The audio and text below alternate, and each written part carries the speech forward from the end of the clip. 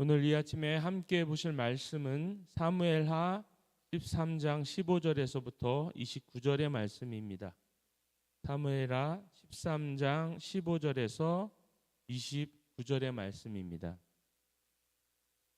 함께 교독하도록 하겠습니다.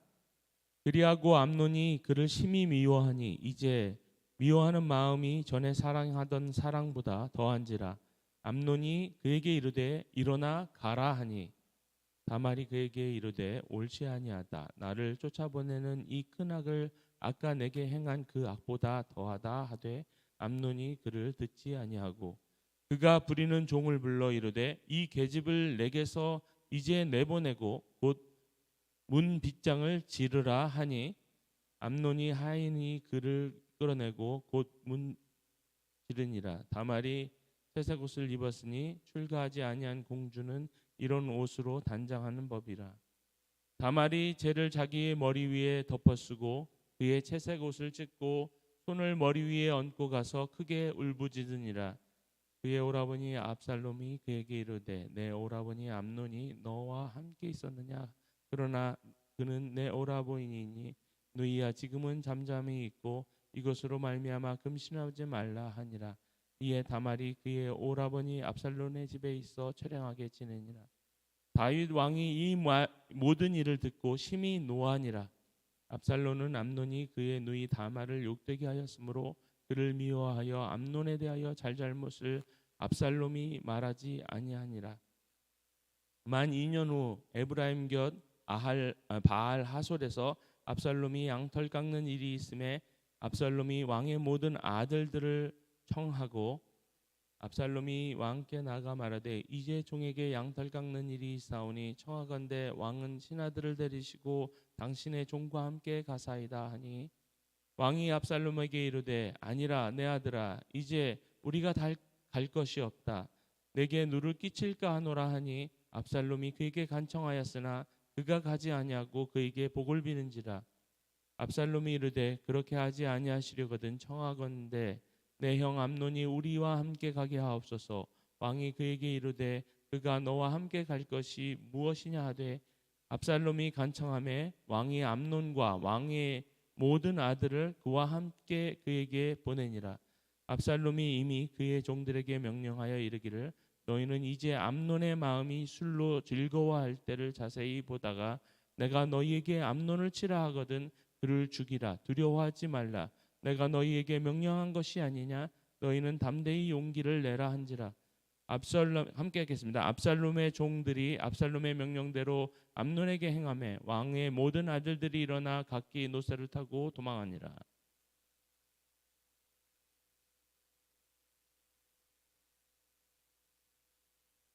이 오늘 본문은 죄에 대한 그릇된 시각과 대응으로 시작된 이 다윗 왕가의 비극의 서막이 열리고 있는 장면을 함께 보고 있습니다. 첫 번째로 첫째 아들 암논의 죄악이 어떻게 시작되었는지 한번 같이 살펴보았으면 좋겠습니다. 이 암논은 그의 이복 누이 다말을 마음에 품고 사랑했었습니다. 그러나 그는 어떠한 이유에서였는지 알 수 없지만 마음속에 싹튼 이 사랑의 감정을 풀어내지 못하고 병을 얻게 됩니다. 이 다른 성경 번역본의 13절의 말씀을 보면 그의 정서적 문제가 있었음을 미루어 짐작할 수 있습니다. 그 번역본에는 그는 그녀에게 아무것도 할 수 없을 것 같았다라고 기록되어 있습니다. 암논은 다만 다말을 향한 정서적 무능 상태에 빠졌다고 볼 수 있습니다. 그래서 그는 마음의 병을 얻게 되었습니다. 사랑의 욕구는 넘쳐났지만 그 감정을 풀어갈 정서적 에너지가 없었기 때문에 이 사랑의 관계를 형성해 가는 데 있어서 정서적 무능력의 상태에 빠지고 만 것입니다. 이를 해결할 능력이 없는 그에게 성경에는 교활한 자라고 칭하고 있는 이 요나답, 즉 다윗의 형인 시므의 아들 요나답이라고 하는 이 조카가 등장하게 되는데, 이 사랑을 쟁취하는 방법 중에 가장 비열한 방법을 암논에게 알려줌으로 인해서 다윗 왕가의 저주가 시작되게 됩니다. 기어코 암논은 요나단의 이 악한 조언을 받아들이게 되고 결국은 하나님 앞에 범죄를 하게 됩니다. 그리고 그 마음은 급격히 변해버립니다. 다말을 향한 사랑의 감정이 미움으로 돌변하게 되었습니다. 그리하여 다말을 사랑했던 그 마음의 크기보다 더 큰 증오를 쏟아내며 그를 내쳤습니다. 그 마음에 왜 그렇게 갑자기 돌변했는지 성경은 자세히 기록하고 있지는 않습니다. 다만 앞에서도 잠시 언급했던 것처럼 이 암논의 정서적인 문제 해결 능력의 불능의 상태를 감안할 때에 이 지나치게 누적되어 있던 애정의 욕구를 범죄 행위로 해소하고 나서 폭풍처럼 밀려오는 죄책감과 그로 인한 책임을 감당해야 한다는 정서적 부담을 이기지 못하고 그것을 해소하기 위해서 가장 쉬운 방법인 증오와 외면, 즉 미움과 버림을 선택했을 가능성이 높다고 생각합니다. 배달은 오라버니의 악행으로 순결을 잃게 된 다말은 오라버니보다는 현명하여서 그 죄에 대해서 어떻게 대처해야 할지 방안을 제시했지만 암논은 그 죄책과 정서적 불능이 그 모든 것을 미움이라는 감정 뒤에 내던져 버리고 외면으로 일관하게 됩니다. 여러분, 이 사건을 통해서 우리가 오늘 무엇을 생각했으면 좋겠습니까? 인간의 연약함이 죄를 정당화하거나 합리화할 수 없음을 우린 다시 한번 기억했으면 좋겠습니다. 암논이 아무리 정서적 불능 상태에 있다고 하더라도 폭력으로 그의 애정과 욕구를 해소하는 것은 하나님 앞에 엄연한 범죄인 것입니다. 아무리 그가 정서적으로 문제가 있어 죄책을 감당할 수 없는 상태라 할지라도 죄책을 회피하기 위하여 순결을 빼앗은 여인을 내쫓는 것은 하나님 앞에 피할 수 없는 율법을 반하는 더 큰 죄를 짓는 것이었습니다. 이 외면하고 직면하지 않기로 했다고 해서 죄의 대가를 면책을 받을 수는 없습니다. 성도 여러분, 혹시 우리는 오늘 하루를 시작하면서 우리의 죄를, 우리의 연약함의 뒤에 숨기려는 경향이 있지는 않은지 다시 한번 돌아볼 수 있었으면 좋겠습니다. 혹은 우리의 연약함을 핑계로 죄를 짓는 것을 정당화하려고 하지는 않았는지 다시 한번 점검해 볼 수 있었으면 좋겠습니다. 더 나아가 죄까지는 아니더라도 나의 연약함을 이유로 우리의 형제, 자매 혹은 교회의 지체들에게 상처를 주거나 무례히 행하는 행동을 합리화하려고 하지는 않았는지 다시 한번 자신을 살펴볼 수 있었으면 좋겠습니다. 예전에는 혈액형으로 사람의 성격을 나누기도 하고 요즘에는 이 MBTI라고 하는 성격 유형 검사를 통해서 자신의 성향을 파악하곤 합니다. 이 자신의 성격 유형이나 성향을 파악하고 분석하는 것은 자신을 이해하고 또 자신에 대해서 어떤 성향을 갖추었는지 분석하는 데 도움이 될 수 있습니다. 그러나 어떤 경우에는 자기의 성격 유형의 결과를 가지고 자기의 정서적 결함을 개선하기보다는 대인 관계에 있어서 이 방패로 그 결과를 사용하는 경우도 있습니다. 예를 들자면 나는 I니까, I는 쉽게 말하면 내성적인 성향을 말하는데요.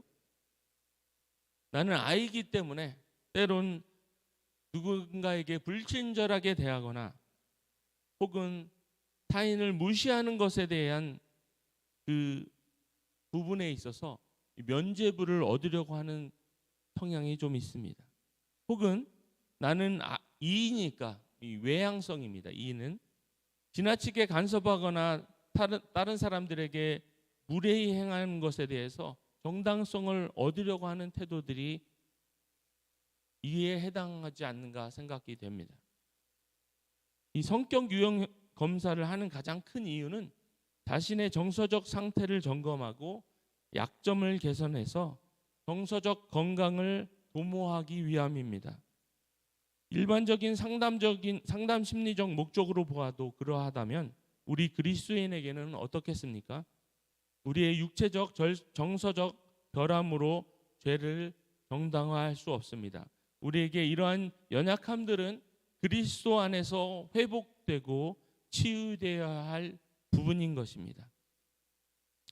세상의 상담 심리학은 정서적 에너지를 키워 이를 극복하고 또 이를 개선하라고 조언하고 있지만 우리는 치유하시는 주님 앞에 이 연약함을 드러내고 맡겨 드릴 수 있습니다.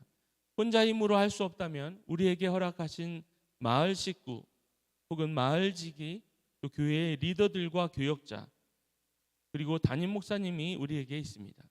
함께 기도하며 성령님의 역사심 안에서 주의 사랑으로 보듬고 교제하고 조언하고 섬김으로 극복할 수 있습니다. 다음으로 죄에 대하여 그릇된 자세를 보여준 사람은 다름이 아닌 다윗이었습니다. 다윗은 그의 맏아들 암논의 죄악에 대하여 들었을 때 다음과 같이 행동하고 있다고 기록되었습니다.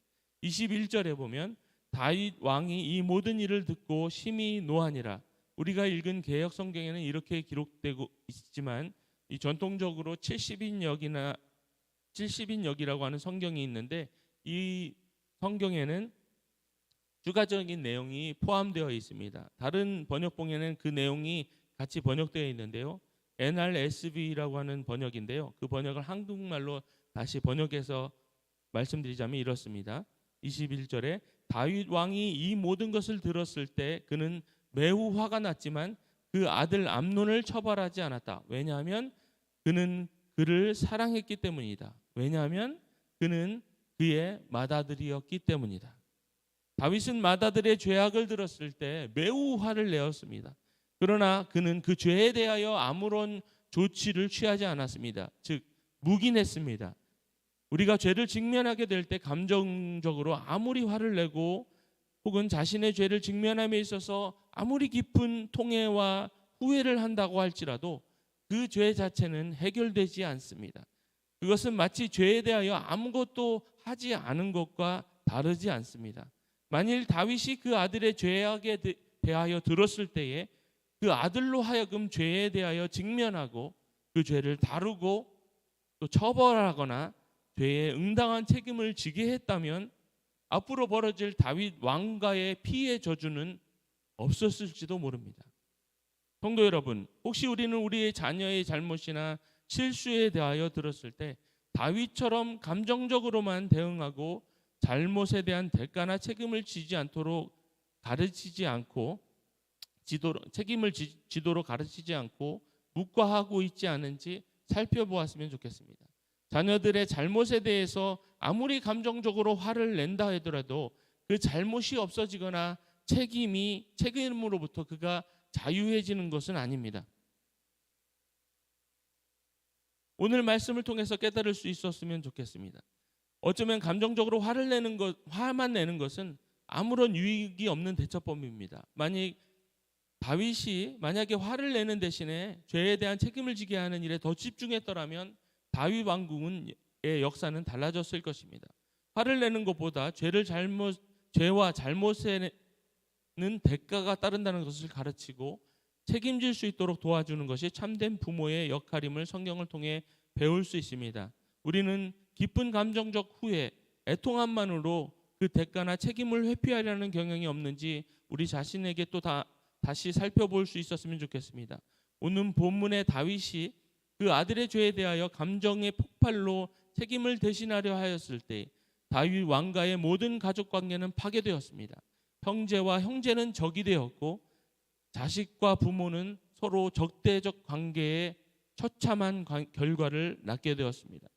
이와 같이 우리도 감정의 폭발이라는 정서적 방어 기제 뒤로 우리의 죄나 실수를 숨겨버리고 넘기려 하게 될 때 우리의 해결되지 않은 죄의 결과들이 결국 우리의 관계를 무너뜨리고 적대 관계를 만들고 심지어는 공동체를 파괴하는 결과를 자아내기도 합니다. 그렇다면 우리는 이 죄의 문제를 어떻게 직면하고 다루어야 합니까? 먼저는 모든 죄를 반드시 다루어져야 한다는 것을 잊지 말아야 합니다. 그렇기 때문에 주님께서 우리의 죄가를 대신 지셨습니다.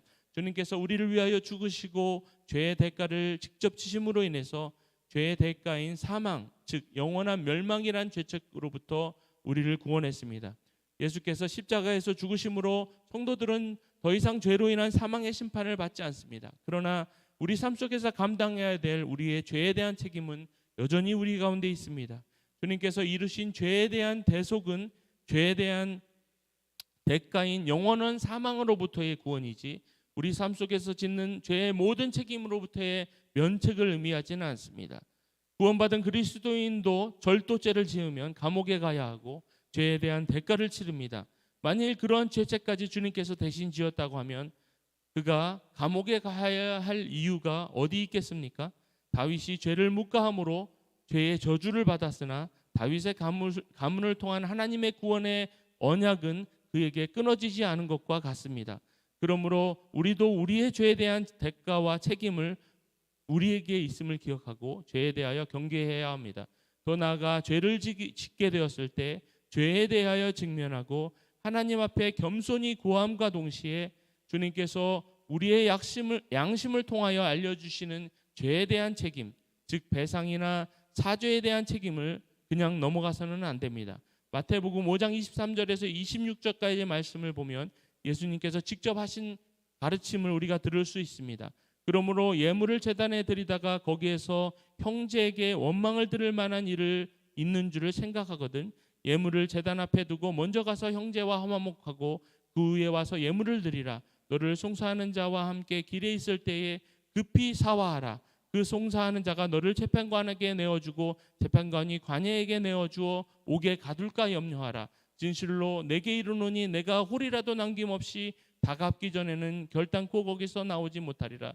이와 같이 죄에 대해 대가에 대한 책임에 대하여 우리에게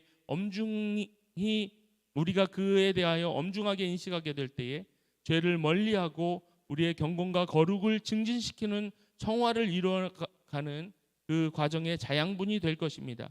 죄에 대하여 회개하고 그에게 합당한 책임을 이행함에 있어서 정서적 에너지가 필요하다면 그때 주님께 도움을 구할 수 있습니다.